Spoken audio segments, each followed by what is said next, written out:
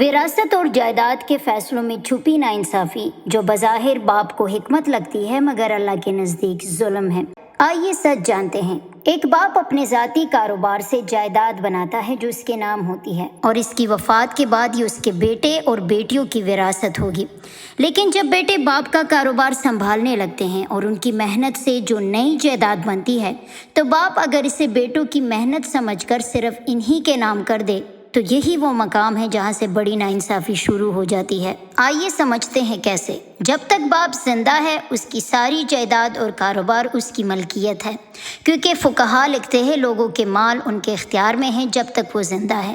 بیٹے اگر باپ کے کاروبار میں محنت کرتے ہیں تو شرعی حیثیت سے وہ اجیر یعنی مزدور ہے جنہیں ان کی اجرت یا تنخواہ دی جا سکتی ہے، اور محنت کرنے سے وہ باپ کے کاروبار کے مالک نہیں بن جاتے۔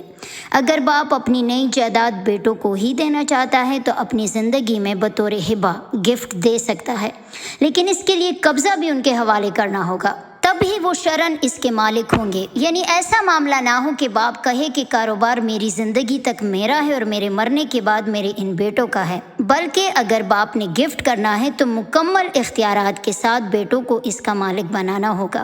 یہ باپ کی طرف سے بیٹوں کا حق نہیں بلکہ تحفہ ہے، لیکن اسلام اولاد کو تحفہ دینے میں برابری اور عدل کا حکم دیتا ہے، اسی لیے باپ کو چاہیے کہ اسی طرح کا تحفہ اپنی بیٹیوں کو بھی دے، ورنہ یہ ظلم اور عدل کے خلاف ہوگا، کیونکہ نبی علیہ الصلوۃ والسلام کی حدیث ہے تم اپنی اولاد کو عطیات میں برابر کرو۔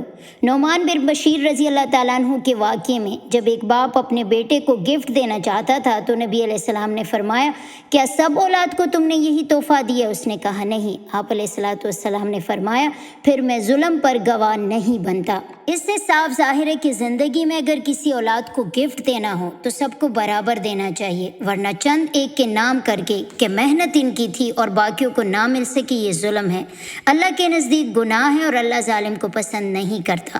یاد رکھیے اگر نئی جائیداد صرف کاغذ پر بیٹوں کے نام کر دی جائے یا زبانی بول دیا جائے کہ میرے مرنے تک میرا ہے اور مرنے کے بعد ان کا ہے، یعنی تا زندگی قبضہ باپ ہی کے پاس رہے، تو اس صورت میں کاغذ کی کوئی حیثیت نہیں۔ باپ کی وفات پر یہ جائیداد تمام شرعی ورثاء بیٹے بیٹیوں اور بیوی میں تقسیم ہوگی۔ اسی لیے باپ کو چاہیے کہ عدل کرے، شریعت کے مطابق فیصلہ کرے اور یہ نہ سمجھے کہ وہ کسی حکمت کے تحت ایسا کر رہا ہے تو معاف ہو جائے گا۔ اللہ تعالیٰ ذرہ برابر بھی بے انصافی کا حساب لے گا۔ وراثت اور حقوق میں قرآن کے طریقے پر چلنے کا حکم ہے، اپنی مرضی کرنا ظلم ہے۔